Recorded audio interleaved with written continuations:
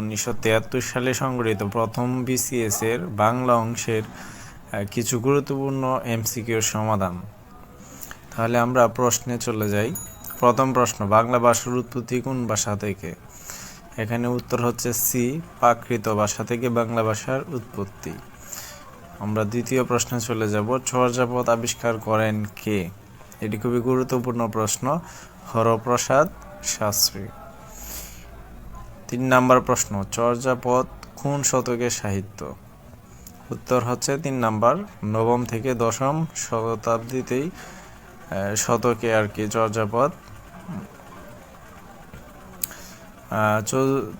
4 নম্বর প্রশ্ন, বাংলা সাহিত্যের প্রথম নিদর্শন কোনটি?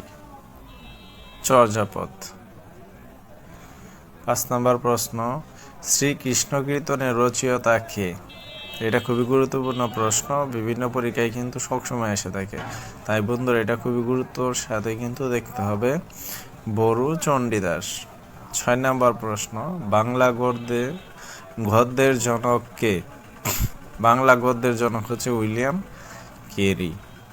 7 নম্বর প্রশ্ন, আনন্দমঠ উপন্যাসের রচয়িতা কে?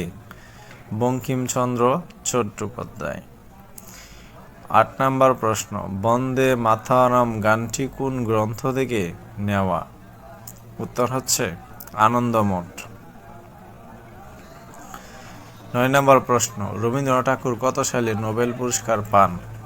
খুবই গুরুত্বপূর্ণ একটা প্রশ্ন যে নোবেল পুরস্কার পান রবীন্দ্রনাথ ঠাকুর 1913 সালে। গীতাঞ্জলি মূলত কোন ভাষায় রচিত? এটা হচ্ছে বাংলা ভাষায় রচিত। 11 নম্বর প্রশ্ন, চলিত ভাষার প্রবর্তক কে? প্রমথ চৌধুরী। 12 নম্বর প্রশ্ন, সবুজপত্র পত্রিকার সম্পাদক কে?